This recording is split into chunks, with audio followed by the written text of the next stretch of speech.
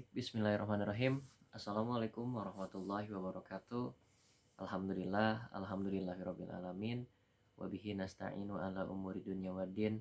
Wassalatu wassalamu ala asrofil anbiya'i wal mursalin wa ala alihi wa sahbihi ajmain, amma ba'd.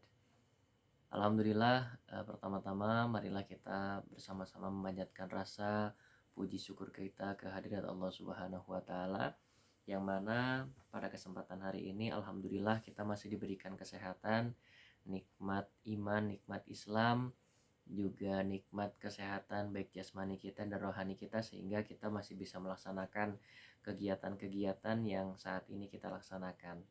Baik teman-teman, dan tak lupa juga sholawat serta salam mari sama-sama kita panjatkan kepada junjungan Nabi besar kita, Nabi Bana wa Nabiyana Muhammad Sallallahu Alaihi Wasallam, kepada para keluarganya, para sahabatnya, tabi'in dan ulama-ulama, sehingga kita selaku umatnya yang insya Allah menantikan syafaatnya di yaumil qiyamah. Amin, amin ya Allah ya rabbal alamin. Baik, sebelumnya mohon izin perkenalkan, nama saya Gumilang Bayu Pangestu, dan untuk saat ini saya sedang menjalankan kegiatan prosesi akademik di Sekolah Tinggi Agama Islam Bakti Persada Majalaya Bandung. Dan untuk saat ini alhamdulillah semester 5 dan saya ambil prodi Hukum Ekonomi Syariah, teman-teman. Baik, untuk pada kesempatan hari ini teman-teman, saya mau sedikit menjelaskan mengenai landasan filosofi ekonomi Islam, teman-teman. Dan sebelumnya saya terima kasih banyak kepada dosen pengampu untuk mata kuliah ini, yakni yang terhormat Bapak Mulyana Hidayat MESY. Ya, mudah-mudahan apa yang beliau sudah berikan kepada kami ini menjadikan ibroh, menjadikan hikmah, sebuah ilmu yang sangat bermanfaat bagi kita semua. Baik rekan-rekan, supaya tidak memakan waktu banyak teman-teman, saya mau sedikit bahas mengenai pembahasan filosofi dasar ekonomi Islam, teman-teman. Nah, teman-teman, untuk filosofi dasar ekonomi Islam ini sendiri, itu hakikatnya dalam ekonomi Islam terdapat konsep mendasar atau filsafat yang disebut dengan triangle, yakni Tuhan yang pertama, lalu yang keduanya ada manusia, lalu yang ketiganya ada alam, teman-teman. Ya, pertama yaitu filsafat tentang ketuhanan, teman-teman. Nah, dalam hal ini kunci filsafat dari ekonomi Islam itu adalah manusia dengan Tuhan. Jadi hubungannya manusia dengan Tuhan, alam dan manusia. Filsafat ini juga menjadi pembeda antara ekonomi Islam dengan sistem ekonomi kapitalis, teman-teman, maupun sosialis, seperti itu ya. Nah, adapun yang menjadi prinsip-prinsip dalam ekonomi Islam, teman-teman, yang pertama itu tauhid, ya, tauhid dan tauhid dan persaudaraan. Tauhid di sini adalah hubungan Tuhan dan manusia, teman-teman, ya, antara hubungan manusia dan Tuhan. Lalu yang berikutnya bekerja dan produktivitas. Jadi setiap individu sangat dituntut untuk bekerja keras, teman-teman, semaksimal kemampuannya sehingga dapat menghasilkan produktivitas yang tinggi untuk kemaslahatan bersama. Seperti itu. Lalu yang ketiganya adalah distribusi kekayaan yang berkeadilan. Ya, dalam hal ini untuk distribusi yang adil dalam ekonomi Islam menggunakan mekanisme zakat.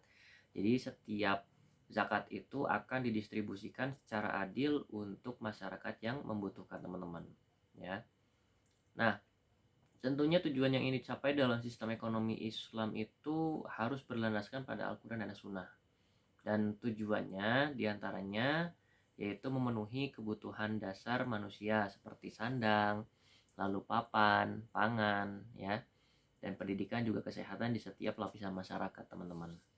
Juga mencegah adanya pemusatan harta kekayaan, memastikan adanya kebebasan dalam memenuhi nilai dan moral, juga memastikan stabilitas ekonomi. Seperti itu, teman-teman, ya. Nah, landasan filosofi Islam yang pertama tadi saya sudah sebutkan, yaitu yang pertama tauhid, teman-teman. Tauhid atau bahasa lainnya itu yaitu keesaan dan kedaulatan Tuhan, teman-teman. Nah, secara harfiah atau istilah, tauhid ini adalah landasan bagi semua aturan dan jabaran agama Islam, termasuk di dalam aspek pembangunan ekonomi. Karena itu, kepemilikan harta dalam Islam harus diyakini sebagai suatu amanah dari Allah Subhanahu wa taala, teman-teman. Seperti seperti itu ya. Nah, lalu yang keduanya ada rububiyah. Rububiyah ini artinya tuntunan ilahi untuk mencakupi, mencari, dan juga mengarahkan suatu demi menuju kesempurnaan. Teman-teman, itu definisi dari rububiyah. Nah, prinsip ekonomi Islam ini merupakan landasan etis dalam ekonomi mikro, teman-teman. Jadi mengajarkan bahwa fungsi kehadiran seorang rasul atau nabi adalah menjelaskan syariahnya Allah Subhanahu wa taala kepada umat manusia. Seperti itu, teman-teman. Ya, jadi diberikan contoh atau sunatullah bagaimana waktu zaman Rasulullah SAW menjalankan kegiatan perekonomian pada zamannya. Seperti itu, teman-teman. Nah, lalu yang ketiganya ada khilafah. Ya, khilafah atau amanah kepada manusia sebagai wakil Allah di bumi, ya. Nah, landasan ini dimaksudkan kepada kedudukan manusia yang bertanggung jawab, teman-teman, menetapkan kedudukan dan peran manusia. Nah, lalu apa sih peran dan tanggung jawab manusia itu sendiri, teman-teman? Yaitu memberikan tanggung jawab khusus sebagai pengembang jabatan wakil Allah dalam mengelola bumi ini, teman-teman, seperti itu ya. Artinya setiap manusia ini kan diciptakan untuk beribadah dan juga mengelola apa yang memang sudah ada di muka bumi ini, teman-teman. Tujuannya adalah untuk kesejahteraan bersama di berbagai lapisan masyarakat. Seperti itu, teman-teman. Nah, lalu yang keempatnya, teman-teman, ini ada yang namanya tazkiyah atau penyucian, ya.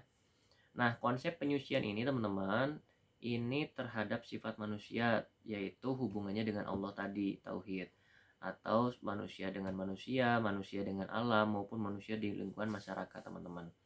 Ya, seperti itu. Nah, adapun teman-teman, untuk asas-asas dalam nilai Islam yang universal, ini akan menjadi filosofi dari ekonomi Islam itu sendiri. Nah, secara umum, asas-asas tersebut itu diantaranya ada kerelaan satu sama lain, teman-teman, atau keridhaan satu sama lain.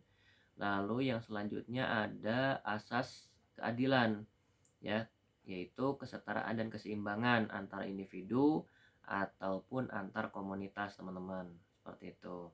Lalu yang ketiganya ada asas yang tidak merugikan pihak lain, ya, atau biasa disebut dengan asas yang saling menguntungkan. Jadi memang dalam Islam bukan hanya satu pihak yang diuntungkan, tapi kedua belah pihak memang harus saling menguntungkan. Seperti itu, teman-teman. Nah, yang terakhir, teman-teman, ini adalah asas saling bantu. Ya, seperti yang sudah dijelaskan dalam Al-Qur'an, wa ta'udzubillahi minasyaitonirrajim wa ta'awanu 'alal birri wat taqwa wa la ta'awanu 'alal ismi wal udwan. Jadi tolong menolonglah kalian dalam kebajikan. Jadi memang sudah diperintahkan, teman-teman, untuk kita saling tolong menolong. Seperti itu, teman-teman, ya.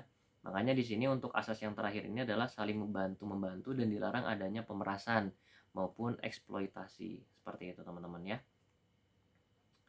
Nah, jadi secara singkatnya, teman-teman, untuk landasan filosofi pembangunan ekonomi Islam, ya, dalam mengimplementasikannya ini mempunyai ciri konsep pembangunan yang memiliki aspek-aspek moral, spiritual, dan material yang memang difokuskan pada